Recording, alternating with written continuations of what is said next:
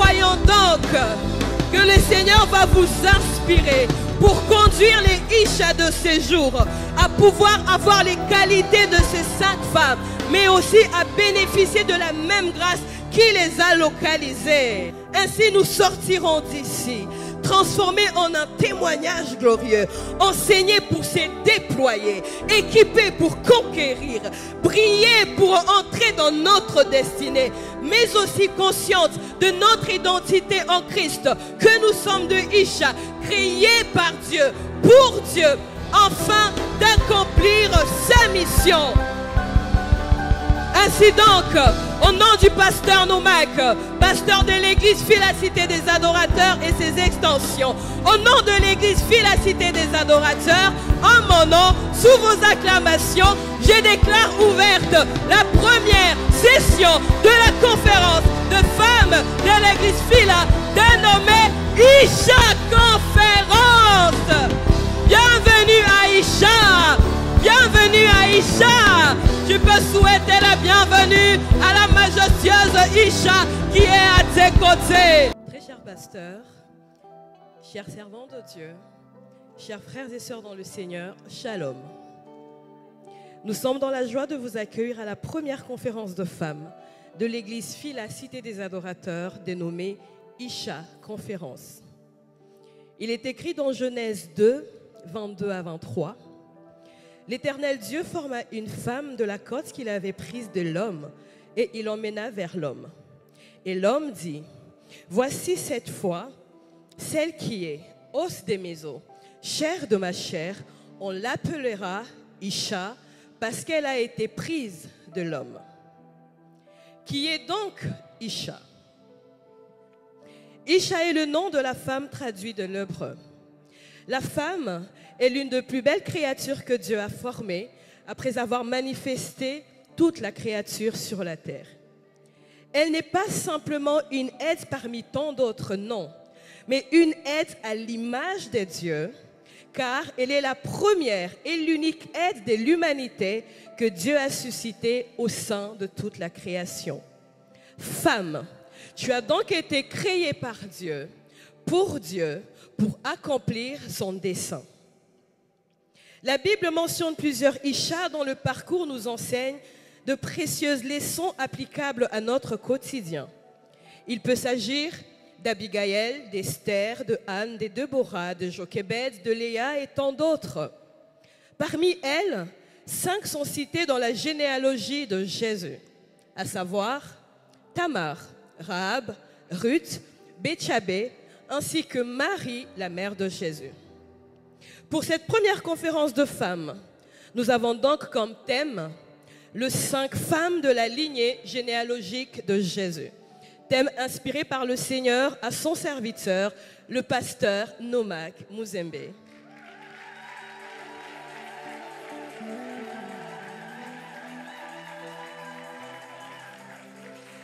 Ces 5 femmes sont mentionnées dans la généalogie de Jésus dans Matthieu 1. Plus qu'un simple regard historique du parcours de ces 5 femmes, à Isha Conférence première édition, nous allons exploiter les histoires exceptionnelles, fascinantes de ces 5 femmes issues de différents peuples qui ont marqué leur époque. Elles ont transformé de familles, en bravant parfois de principes, de lois établies, et ainsi elles se retrouvent dans la lignée généalogique de Jésus. Elles ont laissé un héritage de courage, de foi, de persévérance, d'abnégation et de choix décisifs, continuant ainsi d'inspirer des générations entières jusqu'à ce jour. Chacune d'elles a surmonté des épreuves incroyables, relevé des défis inattendus et joué un rôle crucial dans le plan rédempteur de Dieu, non seulement pour Israël, mais pour toute l'humanité. Leur vie empreinte de foi et de grâce démontre la capacité de Dieu à transformer les situations les plus sombres en source de lumière et d'espoir pour plusieurs. Ces 5 femmes dans la lignée généalogique de Jésus incarnent des leçons intemporelles et nous osons croire qu'elles vont inspirer chacune Isha qui va participer à cette conférence. En considérant leur parcours, voici ce qu'il en est. Tamar Malgré une situation d'injustice et un acte moralement condamnable, elle devient un maillon essentiel dans le plan rédempteur. Rahab, une prostituée païenne, transformée et sauvée par sa foi, elle devint une ancêtre de Jésus. À cause de son courage, sa bienveillance et ses choix décisifs, elle est citée dans le célèbre chapitre 11 du livre d'Hébreux comme héroïne de la foi. Et aujourd'hui, elle est ainsi un modèle de conversion et voit sa destinée changer. Que dire de Ruth ?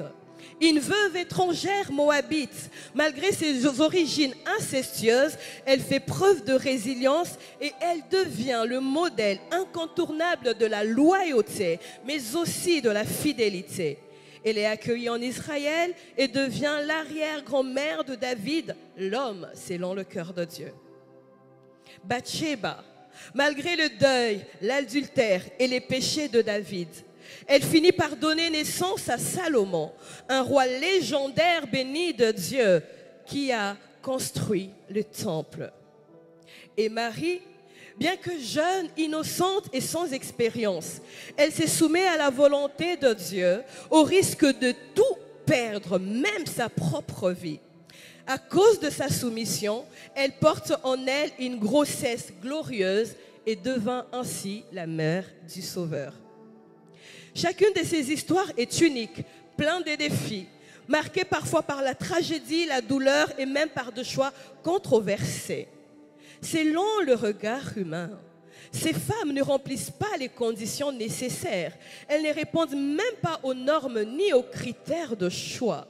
Mais leur inclusion dans la généalogie de Jésus est un message puissant. Un message de miséricorde et de rédemption, un message d'amour et de grâce. C'est une preuve éloquente que Dieu ne choisit pas les capables, mais il rend capables ceux qu'il choisit. Le parcours de ces femmes est enrobé d'un caractère surprenant de la grâce, celle qui brise les barrières et les normes humaines. Leur histoire nous rappelle que la grâce choisie, c'est que le monde a rejeté. La grâce transforme la douleur en restauration, la honte en rédemption, l'échec en opportunité. La grâce transforme les histoires marquées par l'injustice, la souffrance, les péchés, les insuffisances, les incapacités en un instrument puissant du salut. La grâce transforme les passés lourds. La grâce transforme les histoires brisées en un instrument de restauration. L'histoire de ces femmes n'est pas seulement une histoire de passé, non, mais c'est une histoire qui démontre la puissance de la grâce. L'histoire de ces femmes nous démontre que Dieu a donné une place de choix aux incapables, aux rejetés, mais aussi à la femme, considérée comme faible selon les hommes, mais forte selon Dieu. Le message est donc clair. Dieu ne se limite pas aux erreurs humaines. Il réécrit l'histoire avec l'encre de sa grâce. Ma prière pour toi, Isha, qui est en ce lieu, que le Seigneur puisse écrire, ou du mieux réécrire ton histoire avec l'encre de sa grâce. Que la grâce qui a localisé Tamar, que la grâce qui a localisé Ruth, que la grâce qui a localisé Bathsheba ainsi que Marie, qu'elle puisse te localiser durant ces 5 jours de Isha. Ainsi, je peux donc affirmer avec force et conviction que ni les erreurs, ni les situations difficiles, ni les situations tragiques, moins encore les insuffisances, ne peuvent faire ombrage au plan de Dieu. Dieu, il est souverain, il demeure fidèle, et ce qu'il dit, il finit par l'accomplir. Chers pasteurs, nous croyons donc que le Seigneur va vous inspirer pour conduire les Isha de ces jours à pouvoir avoir les qualités de ces 5 femmes, mais aussi à bénéficier de la même grâce qui les a localisées. Ainsi, nous sortirons d'ici, transformés en un témoignage glorieux, enseignés pour se déployer, équipés pour conquérir, briller pour entrer dans notre destinée, mais aussi consciente de notre identité en Christ, que nous sommes de Isha, créés par Dieu, pour Dieu, afin d'accomplir sa mission. Ainsi donc, au nom du pasteur Noumac, pasteur de l'église Philacité des Adorateurs et ses extensions, au nom de l'église Philacité des Adorateurs, en mon nom, sous vos acclamations, je déclare ouverte la première session de la conférence de femmes de l'église Phila, dénommée Isha Conférence. Bienvenue à Isha. Bienvenue à Isha. Tu peux souhaiter la bienvenue à la majestueuse Isha qui est à tes côtés. Nous allons ainsi décoller pour 2 jours de transformation, 2 jours de restauration, 2 jours d'équipement, 2 jours de restauration. Et je peux vous assurer, Dieu nous fera certainement du bien. Si tu le crois, tu peux dire Amen avec moi.